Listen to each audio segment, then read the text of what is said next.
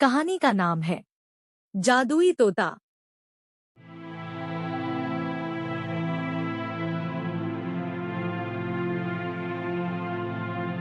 अरे वाह तोते, तुम तो बहुत ज्ञानी हो। अच्छा तोते, क्या तुम मुझे ये बता सकते हो कि मेरी किस्मत में कोई सुंदर कन्या लिखी है या नहीं?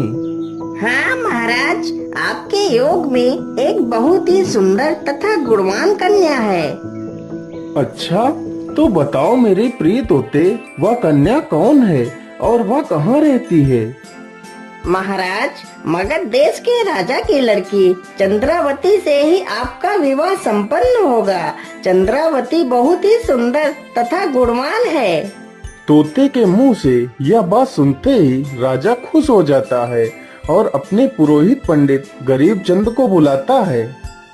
हे ब्राह्मण देव, आप जल्दी से हमारे विवाह का प्रस्ताव लेकर मगध नरेश के पास जाओ।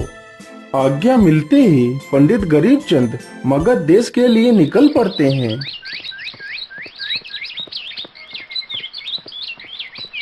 हे प्रभु, बस जल्दी से राजा का विवाह संपन्न हो जाए ताकि राजा के विवाह में मुझे ढेर सारा धन मिल जाए। ये सब कुछ सोचते सोचते ब्राह्मण मगध देश पहुंच जाता है। उधर मगध नरेश की पुत्री चंद्रावती के पास भी एक मैना थी। वह मैना भी भविष्यवाणी बताया करती थी। भविष्य में होने वाली सारी घटनाओं को वह पहले ही बता दिया करती थी। राजकुमारी चंद्रावती, बधाई हो, बधाई हो। अरे, ये क्या बोल रही हो मैना? तुम मुझे किस बात की बधाई दे रही हो? राजकुमारी जी, आपके विवाह का प्रस्ताव रतनगढ़ के राजा रूपसेन ने भेजा है। इसी की बधाई मैं तुम्हें दे रही हूँ।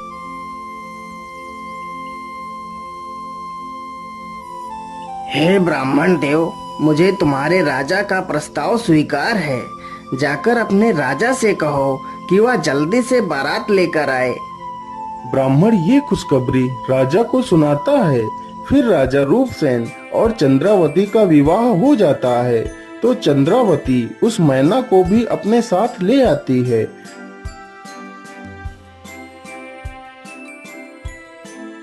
एक दिन की बात है, तोता और मैना के बीच बहस हो जाती है। अरे ओ मैना, तू अपना मुंह उधर फेर ले। मैं स्त्री की कौम से नफरत करता हूँ क्योंकि स्त्री बहुत ही धोखेबाज होती है। ए तोते, मैं अपना मुंह उधर क्यों फेरूं? तू ही अपना मुंह उधर फेर ले, क्योंकि धोखेबाज स्त्री नहीं होती बल्कि पुरुष होते हैं। पुरुष एक नंबर के धोखेबाज और स्वार्थी होते हैं। पास में खड़े राजा ने जब उन दोनों की बहस सुनी तो राजा उनसे पूछने लगता है, अरे भाई, तुम लोग आपस में ही क्यों झगड़ रहे हो? देखिए ना महाराज, यह तोता स्त्रियों को धोखेबाज और चालबाज कहता है, जबकि मैं अच्छी तरह से जानती हूँ कि पुरुष बड़ा ही स्वार्थी होता है। लेकिन मैना, पुरुष ही स्वार्थी होता है, ये तुम कैसे कह सकती हो? यदि आपको विश्वास नहीं आता तो सुनो महाराज। इलापुर नामक गांव में एक महारदन नाम का सेठ रहता था। उसकी कोई औलाद नहीं थी। मैं क्या करूं भाग्यवान, हमने तो सारे उपाय करके देख लिए हैं, लेकिन हमें कोई संतान प्राप्त क्यों नहीं हो रही है? स्वामी, आप परेशान मत होइए। यदि ईश्वर ने चाहा तो हमें संतान की प्राप्ति अवश्य हो जाएगी। भिक्षान देही माता, भिक्षान देही। इस गरीब को कुछ खाने को दे दीजिए माता। हाँ ब्राह्मण देव, आप यहीं रुकिए, मैं अभी आपके लिए कुछ लाती हूँ।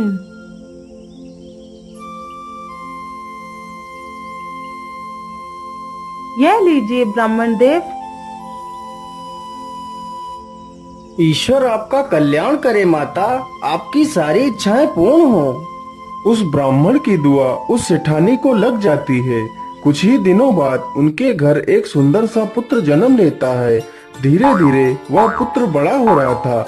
सेठ और सेठानी उसे बेहद लाड़ प्यार करते थे, जिसके कारण वह बहुत बिगड़ गया था। अरे बिरजू, अब इक्का की चाल है। अब तू इसे काट कर तो दिखा। तोलाराम इसी प्रकार जुआ खेलता, शराब पीता, अपने पिता का धन वह धीरे धीरे इसी प्रकार लुटाने लगा। एक दिन ऐसा आया कि उसके पास एक वक्त का खाना खाने के लिए भी पैसे नहीं बचे। हाय हाय, अब मैं क्या करूं? कहां से लाऊं पैसे? जो धन था वो तो मैंने लुटा दिया, अब और पैसे कहां से लाऊं? चलो ऐसा करता हूँ, कहीं बाहर चलकर किसी को बेवकूफ बनाकर पैसे लेकर आता हूँ। इतना सोचकर तोलाराम निकल पड़ता है। वह चलते चलते सीमापुरी नामक ग्राम में पहुँचता है। अरे भाई, इस गांव में सेठ धनपति राम का घर कहाँ पे है? सीमापुरी का सेठ धनपति राम महादन का बहुत अच्छा मित्र था। इसी का फायदा उठाने तोलाराम वहां पर आया था।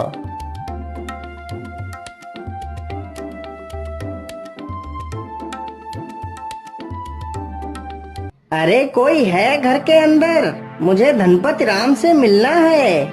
हाँ जी, कौन हो आप और आपको किससे मिलना है?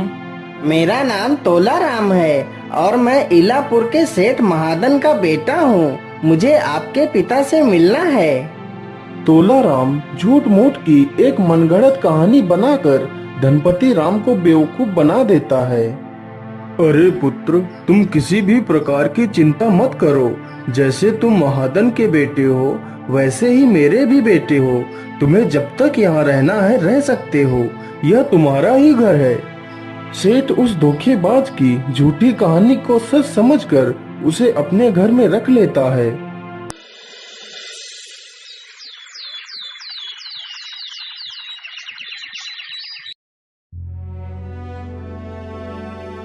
अजी सुनते हो, हमें हमारी पुत्री के लिए योग्य वर ढूंढना चाहिए और वह विवाह के योग्य हो गई है। स्वामी, यदि मेरी मानो तो क्यों न हम अपनी बेटी का विवाह तुलाराम से कर दें। वह तो आपके मित्र का ही बेटा है।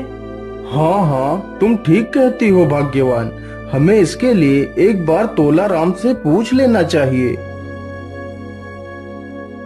बेटा तोलाराम, हम भी तुम्हारे माता पिता की तरह ही हैं, इसलिए हम तुमसे कुछ कहना चाहते हैं। अरे अरे, तो इसमें संकोच कैसा? आप बोलिए ना, आप मुझसे क्या कहना चाहते हैं? बेटा, मैं कह रहा था कि तुम मेरी बेटी रागिनी के साथ विवाह कर लो। मुझे तुमसे अच्छा वर कहाँ मिलेगा पुत्र? अरे वाह वाह, काम बन गया तोलाराम, काम बन गया। हाँ हाँ, क्यों नहीं, जैसी आपकी इच्छा। भला मैं आपके फैसले को कैसे ठुकरा सकता हूँ? इसके बाद सेठ ने एक शुभ मुहूर्त देखकर उन दोनों का विवाह कर दिया। अरे वाह, इतना सारा खजाना तो मेरी मुट्ठी में ही आ गया है। अब यहाँ रुकने का क्या फायदा? चलो कल सुबह ही यहाँ से सारा धन लेकर निकल लेता हूँ।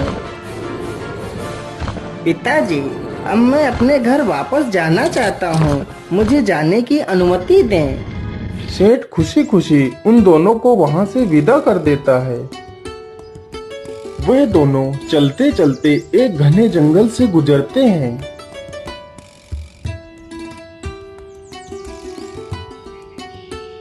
अरे रागिनी, तुम मेरी बात को ध्यान से सुनो। तुमने जितने भी जेवर पहन रखे हैं, इन्हें उतार कर मुझे दे दो। मैं इन्हें एक पोटली में बांध कर रख लेता हूँ। इस जंगल में बहुत सारे डाकू हैं। यदि तुम्हारे गहने देख लिए तो हमें वह नुकसान पहुँचा सकते हैं। स्वामी, आप ये सारे गहने रख लीजिए। बेचारी भोली भाली रागिनी अपने सारे गहने उतार कर उसे दे देती है।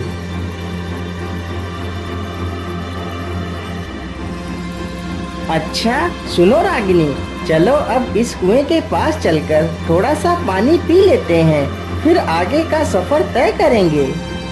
फिर वह दोनों कुएं के पास जाते हैं। जैसे ही वह दोनों कुएं के पास पहुंचते हैं, तभी तोलाराम रागिनी को धक्का देकर कुएं में गिरा देता है और सारा धन लेकर वहां से भाग जाता है। बचाओ बचाओ, कोई है, मुझे इस कुएं से बाहर निकालो। बचाओ बचाओ, कोई है। अरे, यह आवाज किसकी है? या तो कोई मुसीबत में लगता है। यह आवाज तो मुझे लगता है इस कुएं से आ रही है। चलो चलकर देखता हूँ। अरे तुम कौन हो और इस कुएं में तुम कैसे गिर गई हो? मेरा नाम रागिनी है। मैं इस कुएं में गलती से गिर गई हूँ। कृपया मुझे बाहर निकाल लीजिए। फिर वाराही रागिनी को कुएं से बाहर निकाल लेता है और उसका पता पूछकर उसके माता पिता के पास पहुंचा देता है। बेटी, ये तुम्हारा हाल कैसे हुआ पुत्री? तुम्हें क्या हुआ? पिताजी, जंगल में हमें कुछ डाकू मिल गए थे। उन्होंने ही हमारा सारा धन लूटकर मुझे कुएं में फेंक दिया और उन्हें पकड़कर ले गए। लड़की ने अपने पिता से सच ना बोलकर झूठ बोल दिया। उधर तोलाराम ने कुछ ही दिनों में वह सारे जेवर बेचकर उड़ा दिए। हाय हाय, अब तो वह जेवर भी खत्म हो गए हैं। अब क्या करूं? चलो ऐसा करता हूँ, मैं अपने ससुराल चलता हूँ और वहाँ चलकर बोल दूंगा कि तुम्हारी बेटी माँ बनने वाली है, तो हो सकता है कुछ धन मिल ही जाए। इतना सोचकर तोलाराम ससुराल के लिए निकल पड़ता है। जैसे ही तोलाराम सेठ के घर के बाहर पहुंचता है तो उसने रागिनी को बाहर ही खड़ा देख लिया। अरे राम राम राम, यह तो यही है। मुझे लगा था ये मर गई होगी। भाग लो तोलाराम, नहीं तो तुम्हारी खैर नहीं। आप चिंता ना करिए, आप मेरे पति हैं। आप मेरे लिए भगवान हैं। आप अंदर आइए।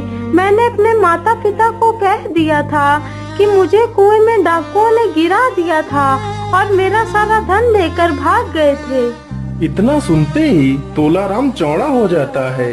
रागिनी उसे सुधरने का मौका दे रही थी, लेकिन वह तो एक दुष्ट और धोखेबाज था। उसी रात तोलाराम ने अपनी पत्नी को चारपाई से बांध दिया। अरे सुन, चल अब जल्दी से बता, तेरे बाप ने धन कहाँ छुपा कर रखा है? चुपचाप बता दे, वरना मैं तुझे मार दूंगा। धन तो यहाँ है जमाई राजा, वहाँ नहीं। इतना कहते ही सेठ ने उसके सिर पर एक जोर से डंडा मारा और उसे पुलिस के हवाले कर दिया।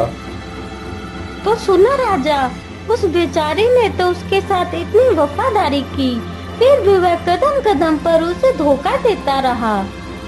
अगर आपको यह कहानी पसंद आई हो तो इस वीडियो को लाइक करके शेयर करना न भूलें।